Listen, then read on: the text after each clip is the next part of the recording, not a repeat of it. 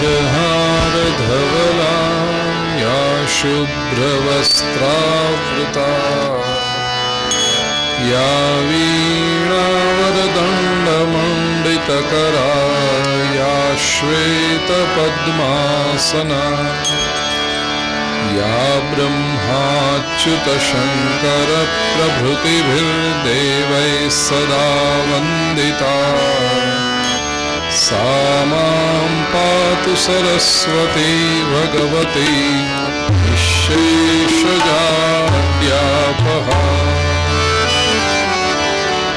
शुक्लां ब्रह्मविचारसारपरमामाद्यां जगद्व्यापिनी पुस्तकधारिणीं अभयदां जात्युन्धकारापहां स्ते स्फाटिकमालिकां विदधतीं पद्मासने संस्थितां वन्दे तां परमेश्वरीं भगवतीं बुद्धिप्रदां शारदाम् वसुदेवसुतं देवं कंसचाणूरमर्दनं देवकी परमानन्दं कृष्णं वन्दे जगद्गुरुम् गुरुर्ब्रह्मा गुरुर्विष्णुः गुरुर्देवो महेश्वरः गुरुः साक्षात् परब्रह्मा तस्मै श्रीगुरवे नमः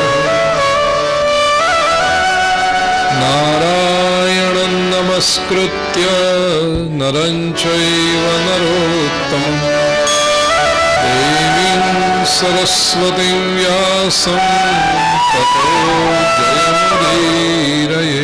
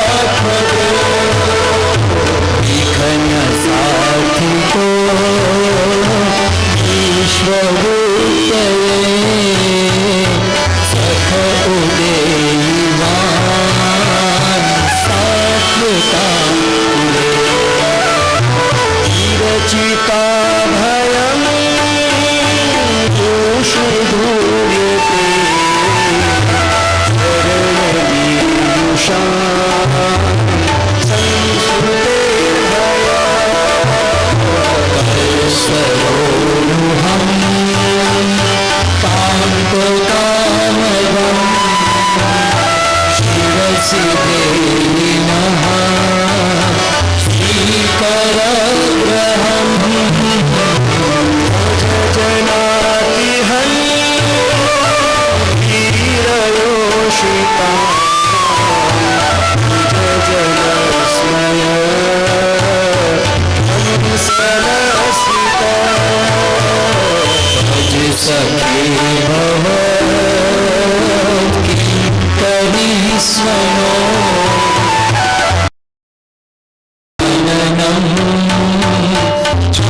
चारुदर्शया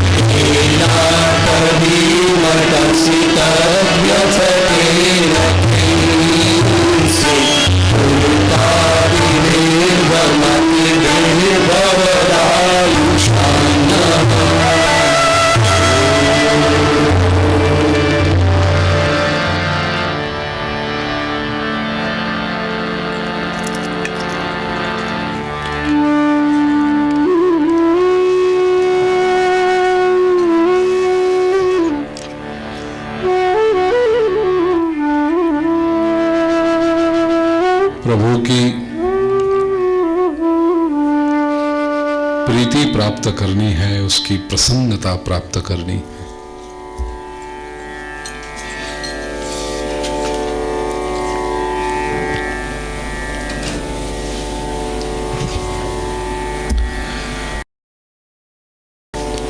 तीसरे श्लोक में गोपियों ने श्री कृष्ण के उपकारों का स्मरण किया। यह स्नेह का लक्षण है, प्रेम का लक्षण है।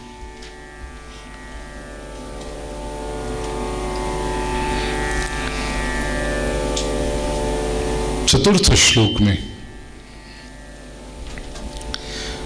एक विशिष्ट भूमिका पर जाकर गोपियां बात कर रही हैं, या जो भी कहा गया है चतुर्थ श्लोक में भूमिका थोड़ी सी हटकर है। आइए चौथा श्लोक पहाड़ी।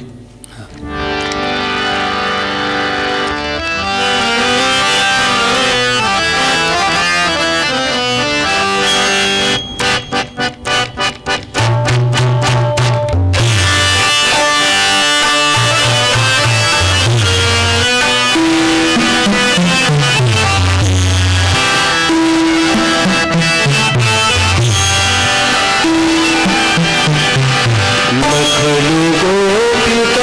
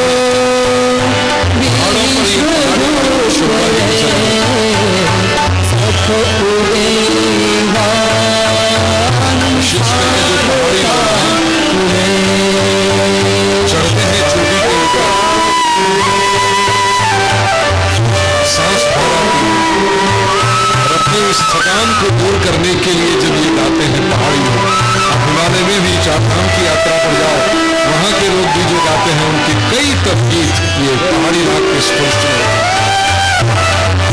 एक बार फिर अब ये समझ के बाद आप भी गाने की कोशिश करें पहाड़ी।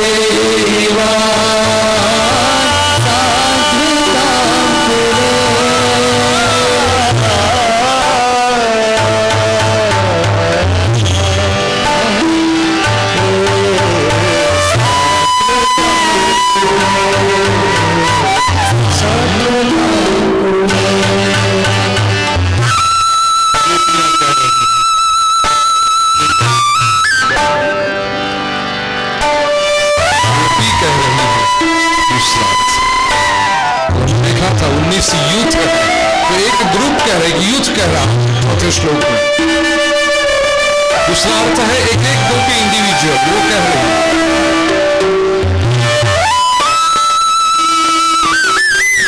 और दर्शन ऐसा भी है,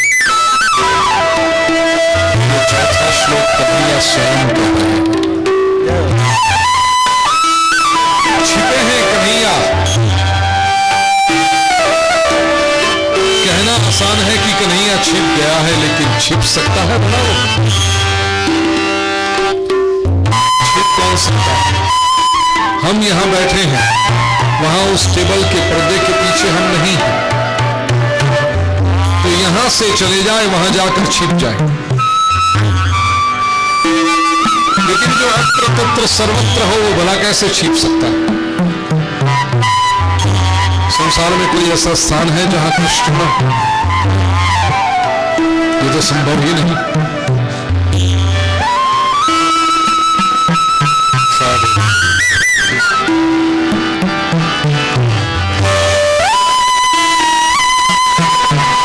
वो तो कहीं छिप सकता ही नहीं।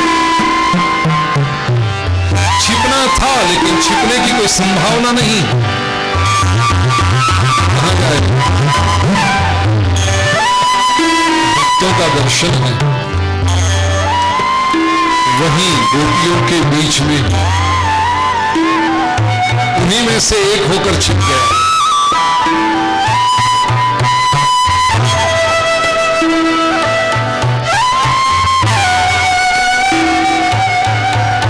दो प्रमाण।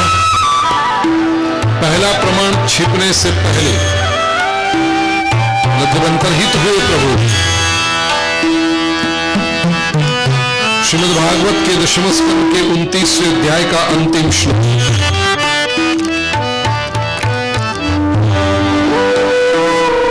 तासां तत्सौभलमदं वीक्ष्यमानं च केशव प्रशमाय प्रसादाय तत्र एव अंतरधीयत तत्र एव वहीं पर। बाहर जाता कहां ये? तत्र एव, वहीं पर छिप गया। गोपी गीत के बाद 32वें श्लोक में 32वें अध्याय में जब प्रभु प्रकट हुए, प्रमाण दूसरा वहीं थे। तासामावीरभक्षौरी स्मयमान मुखाम्बुज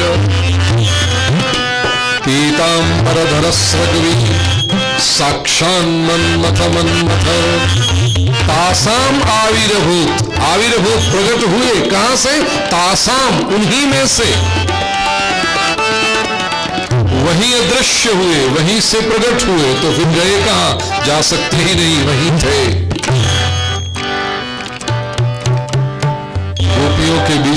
भी बनकर छिपे।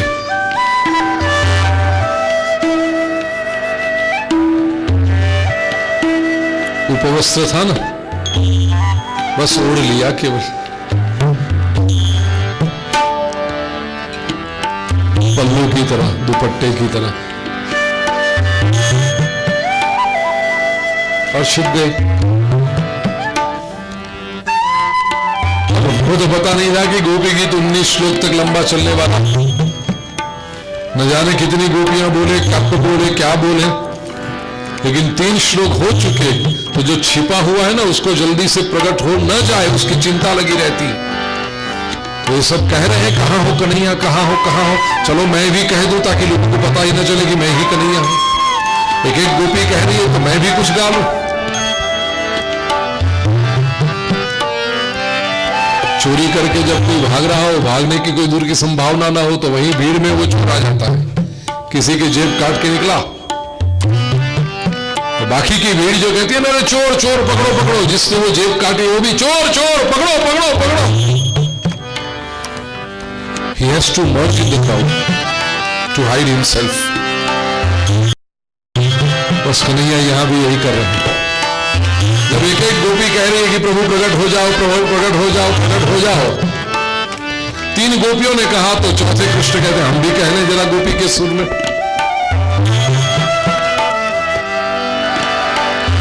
क्या कहते हैं?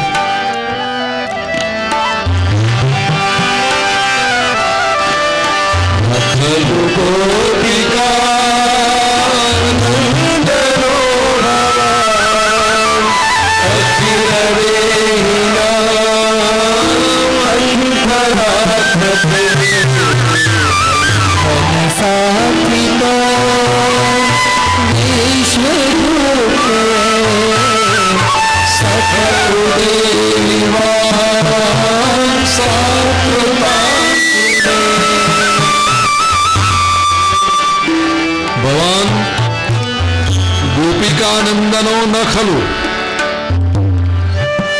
यहां न खलु जो शब्द है ना, ये पद 2 पद है, न खलु, चारों चरण में आप लगा सकते हैं। न खलु गोपिका नंदनो, भगवान मतलब आप, बहुत आदर से।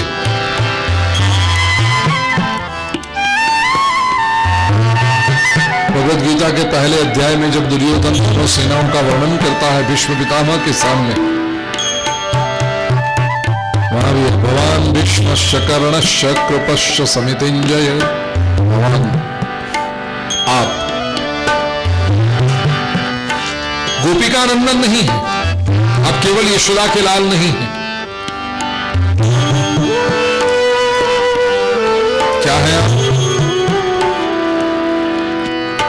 अखिल देही नाम अंतरात्म दृक्, शरीरधारियों के अंतरात्मा के दृष्टा, देही शरीर में रहने वाले आत्मा, उनके अंतरात्मा के दृष्टा हैं आप। ये तो विखनसार्थितो विश्वगुप्तये, विश्वगुप्तये, विश्व की रक्षा करने के लिए, विखनसा अर्थित, विखनसा ब्रह्मा, उन्होंने प्रार्थना की आपको, अर्थित प्रार्थित, ब्रह्मा जी ने आपको प्रार्थना की थी प्रभु, इसलिए आप हे सखा सात्वताम कुले उदयवान, भवान उदयवान, सात्वत कुल में आप उत्पन्न हुए, अवतार धारण करके आए, प्रकट हुए। आप यशोदा के नंदन नहीं है, आप जानती हैं, केवल यशोदा के लाल नहीं है आप, खलु मतलब केवल। ये तो हुआ सीधा साधा सरल अर्थ, नटखट अर्थ। गोपी और कन्हैया के बीच जो नटखट संवाद है ना, तो गोपी कहती है कान्हा न खलु गोपिका नंदनो भवान, तुम यशोदा नंदन हो ही नहीं, लगते नहीं हो कि तुम यशोदा नंदन हो। क्यों? अरे यशोदा तो कितनी भोली भाली है, पर तुम ऐसे कुहक, आगे एक श्लोक में आएगा शब्द, ऐसे कपटी,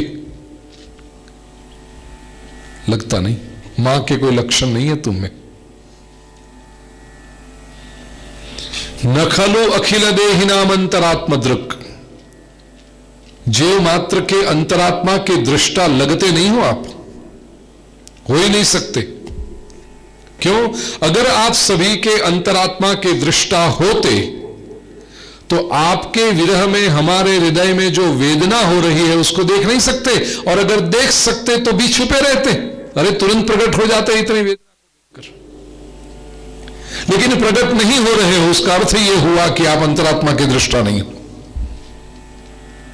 नटखटर्स तीसरे चरण में भी न खलु विखन सार्थ तो विश्वगुप्त है।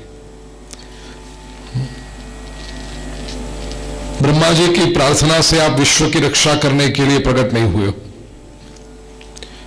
क्योंकि विश्व की रक्षा करने के लिए अगर प्रकट होते तो आपके वियोग में हमें मारने की चेष्टा करते, अदृश्य होते ही नहीं आप। और हे सखा न खलो उदयवान सात्वतांकुले, सात्वत कुल में भी तुम्हारा जन्म हुआ ऐसा लगता नहीं है। क्यों? क्योंकि सात्वत कुल के जो यादव हैं बड़े करुणावान हैं, वो किसी के दुख को, किसी की पीड़ा को देख नहीं सकते, और तुम बड़े मजे से छुपे हुए हो। मतलब ये सात्वत कुल के कोई लक्षण तुम्हारे में है नहीं, तुम सात्वत कुल में पैदा भी नहीं हुए। बड़ा प्यारा अर्थ है, तात्विक अर्थ इसको देखें।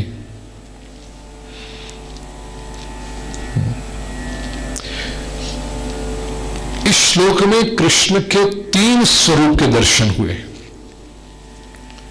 ठाकुर के दर्शन 3 रूप में होते हैं। पहला रूप, प्रेमी भक्त जो देखते हैं प्रभु का स्वरूप, कैसे? गोपिका नंदन के रूप में, यशोदा नंदन के रूप में। तत्वज्ञ भक्त देखते हैं ब्रह्म रूप में, अखिल देहि नाम अंतरात्म दृक्, ये ज्ञानियों का दर्शन है। तत्वज्ञ जो भक्त है सभी के अंतरात्मा के दृष्टा के रूप में। उपनिषद वर्णन करते हैं ना, साक्षी चेता केवलो निर्गुणश्च, ये तत्वज्ञ भक्त। और तीसरे उपासक भक्त के रूप में, कैसे? विखन सारथितो विश्वगुप्त, विश्व की रक्षा करने के लिए ब्रह्मा जी की प्रार्थना से आप प्रकट हुए अवतार के रूप में। उपासक भक्त प्रभु को अवतार के रूप में देखते हैं। राम अवतार हुआ, कृष्ण अवतार हुआ, उसके पहले की कथा अगर आप देखो तो पता चलेगा कि ब्रह्मा जी ने जाकर के भगवान की स्तुति की है। सभी अवतारों के राम कथा जब हम सुनते हैं, पृथ्वी से पाप का बोझ सहा नहीं जाता तो पृथ्वी गाय का रूप लेकर के आती है, ब्रह्मा जी के पास विनती करती है। ब्रह्मा जी, शिव जी, सारे देवता मिलकर के क्षीर सागर में शयन करते हुए भगवान नारायण की स्तुति करते हैं, और नारायण भगवान अपने अवतार का संकल्प घोषित करते हैं। यही बात कृष्ण अवतार उसके पहले से भी होती है।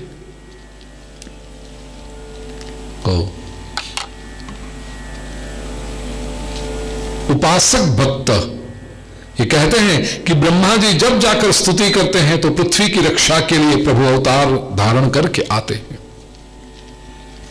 3 तरह से आप प्रभु को देख सकते हो, या तो प्रेमी भक्त के रूप में लालन को,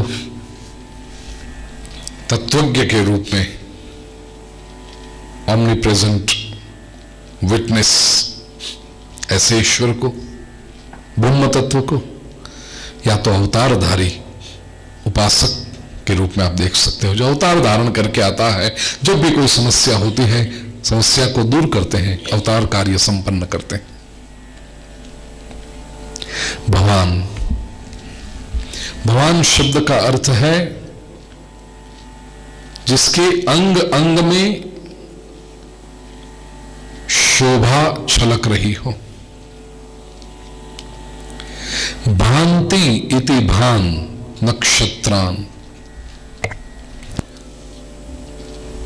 आकाश में जो सितारे हैं, नक्षत्र हैं, तेजस्वी होते हैं, भांति प्रकाशित होते हैं।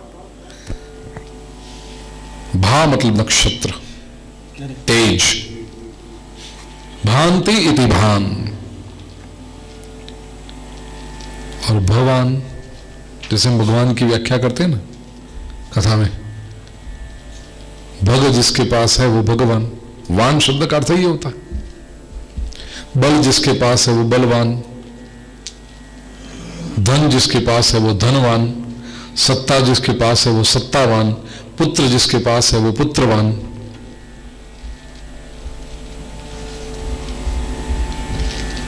ऐसे भव जिसके पास है वो भवान। और भ का अर्थ है तेज, नक्षत्र। आकाश में जो चमक रहे हैं ना, सफेद सफेद सॉलिटेयर हीरे, नक्षत्र, उसको कहते हैं भांति। और वह शोभा, वह तेज जिसका है, नक्षत्र जिनकी छटा है, तेज छटा है, वह भगवान।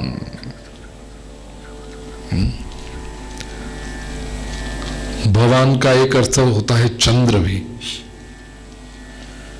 क्योंकि सारे नक्षत्र जो 27 नक्षत्र हैं उनके पति के रूप में चंद्र को माना गया। मैं जब द्वादश ज्योतिर्लिंग की प्रवचन करते हैं उसमें विशेष करके सोमनाथ की जब कथा आती है, सौराष्ट्रे सोमनाथंच, उसमें यह प्रसंग बताता हूं। सोम का अर्थ है चंद्र, उसकी जो पूरी कथा है, चंद्र ने 27 नक्षत्रों के साथ विवाह किया। ये 27 नक्षत्र 27 कन्या हैं, दक्ष राजा की पुत्रियां हैं। चंद्र को प्रेम हुआ था रोहिणी से, चौथा नक्षत्र है वो, अश्विनी भरणी चैव कृतिका रोहिणी तथा। ज्योतिष का अभ्यास जिन्होंने किया होगा उनको पता। अत्यंत सुंदर थी रोहिणी, और ज्योतिष में से माना जाता है कि रोहिणी नक्षत्र में जिसका जन्म होता है वो बालक भी अत्यंत सुंदर होता है, पुत्र हो पुत्री हो जो भी, लेकिन अत्यंत सुंदर होता है। और आपको यह भी बता दूं, श्री कृष्ण का प्रागट्य रोहिणी नक्षत्र में हुआ है, अत्यंत सुंदर। लेकिन दक्ष राजा ने और जो 27 बहनों ने ऐसा तय किया था कि हम विवाह करेंगे तो एक ही पुरुष के साथ करेंगे, क्योंकि हम 27 बहनें अलग अलग रह नहीं सकती। 2-3 बहनें भी हो ना, विवाह करके बाद जब अलग अलग हो जाए, ससुराल में चली जाए, फिर उनका मिलना कितना मुश्किल हो जाता है। छोटी रहते हैं तो साथ में हमेशा, फिर मुश्किल से साल में एक बार मिल सके। ऐसा करो, रक्षाबंधन के दिन सभी आ जाओ, सभी बहनें मिलेंगी, 3 या 4 बहन, बाकी मिल नहीं सकती। एक अहमदाबाद में, दूसरी कलकत्ता में, तीसरी बेंगलोर में, चौथी दिल्ली में, अब कहां मिले, असंभव। और सभी के अपने अपने व्यवहार, जिम्मेदारियां। ये 27 नक्षत्रों ने तय किया था कि हम अलग नहीं होंगे, बहनें थी। तो दक्ष ने भी निश्चित किया था, और इन्होंने, कि हम जब भी ब्याह करेंगे तो ऐसे किसी पुरुष के साथ करेंगे जो हम सभी का निर्वाह कर सके, 27 को संभाल सके एक साथ में। अब उतना शक्ति संपन्न भी होना चाहिए, उतना इसके पास संपत्ति भी होनी चाहिए, because usually wife is a very high maintenance commodity. एक को मेंटेन करना, ये चाहिए वो चाहिए ये चाहिए, अब एक साथ में 27 को मेंटेन करना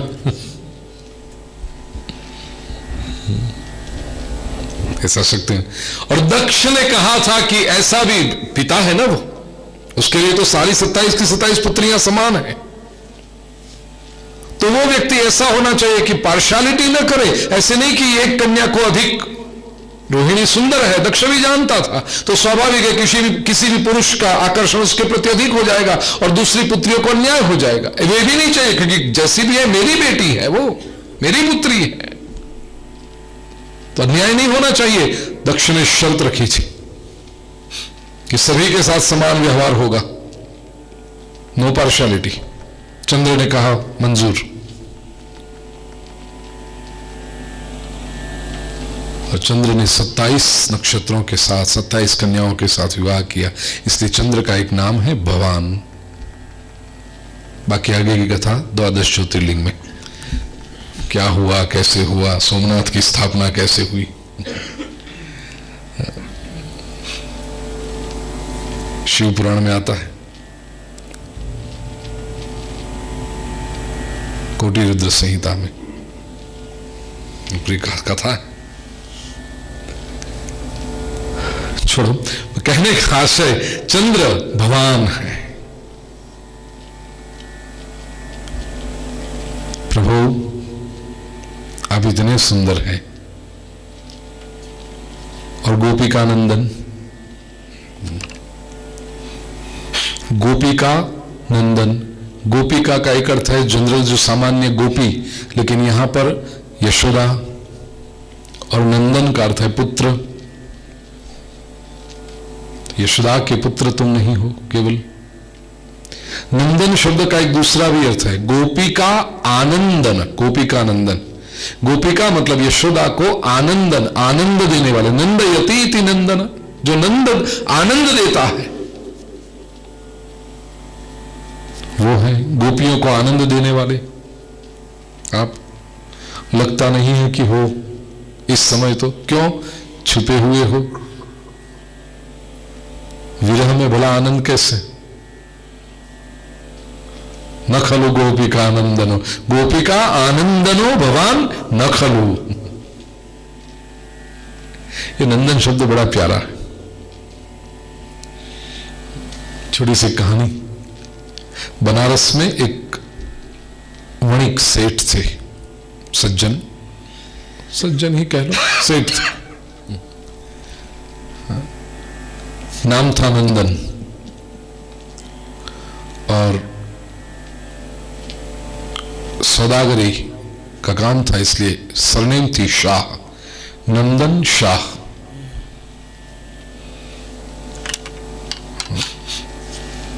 ये शाह शब्द जो अवटंक है ना, वो आर्यावर्त की नहीं है, भारतीय संस्कृति की नहीं है। जो सौदागिरी का काम करते थे, व्यापार का काम करते थे, उस समय मध्य युग में विधर्मी लोगों ने ये अवटंक उनको दी है, शाह, रईस ये अर्थ में है, व्यापारी। नंदन शाह इस व्यक्ति का नाम। आज भी बनारस जाओ तो उनके नाम की एक गली है, नंदन शाह की गली। उनके वहां एक ब्राह्मण आया, ब्राह्मण ने अपनी पुत्री का विवाह तय किया था, कुछ मदद की आवश्यकता मान रहे होंगे नंदन शाह उनके। तो आते हैं ना ये पंडा लोग, जैसे कुछ काम हो तो आ जाते हैं कि ये प्रसंग लिया है, पुत्री का ब्याह तय किया है, सेठ जी कुछ सहाय कर लो, अपेक्षा लेकर के आया वो। अब जब भी वो कुछ मांगने जाता, ये नंदन शाह बता देते, आज नहीं कल आना, देखेंगे। इतने चक्कर कटवाए। अब बेचारा आया था किसी दूर के गांव से, बनारस में उसके रहने की, भोजन की कोई व्यवस्था नहीं। रहना का तो ठीक है, चलो ब्राह्मण है, किसी धर्मशाला में रह जाए, भोजन, समस्या बहुत थी। और वो ना भी नहीं कहता था नंदन, देखेंगे, आशा एक गाजर लटकाए रखता था। ब्राह्मण को आशा थी, इतना बड़ा सेठ है, कुछ करेगा अवश्य, कल आना, परसों आना, हफ्ते भर के बाद आना, देखेंगे। अभी जरा बाहर जाते हैं सेठ जी। 2 महीने तक चक्कर कटवाए, अंत में जाकर के वो पता चल गया कि वे देने वाला नहीं है। सेठ के पास जाकर, नंदन शाह के पास जाकर के उसने एक श्लोक कहा, आदौ नकार परतो नकार मध्ये नकारेण हतो दकार। इत्थं नकारत्रय संयुतस्य कादान शक्तिर्खलु नंदनस्य। नाम देखना, नंदन, आदौ नकार, शुरुआत ही नकार से होती है इसके नाम की। आदौ नकार, परतो नकार, अंत भी नकार से, और मध्य में मध्य नकारेण हतो दकार। मध्य में एक द था, द का अर्थ है दान करना, देना, तो मध्य में एक द था, उसको भी न ने छेद डाला। आदौ नकार परतो नकार मध्ये नकारेण हतो दकार। इत्थम नकार त्रय संयुतस्य, जिसके नाम में 3-3 नकार हो, उस व्यक्ति के पास से क्या अपेक्षा रखूं मैं।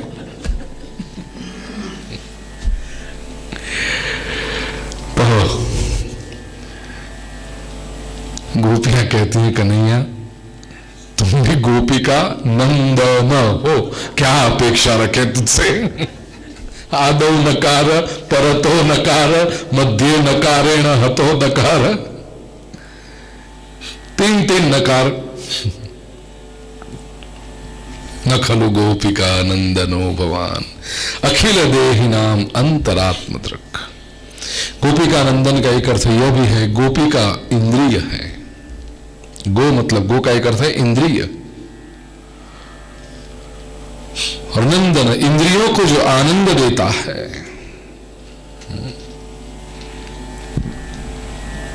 तो न खलु गोपिका नंदनो भवान, आप केवल इंद्रियों को आनंद देने वाले नहीं हैं, तो अंतरात्म दृक्, आप तो अंतरात्मा के दृष्टा है।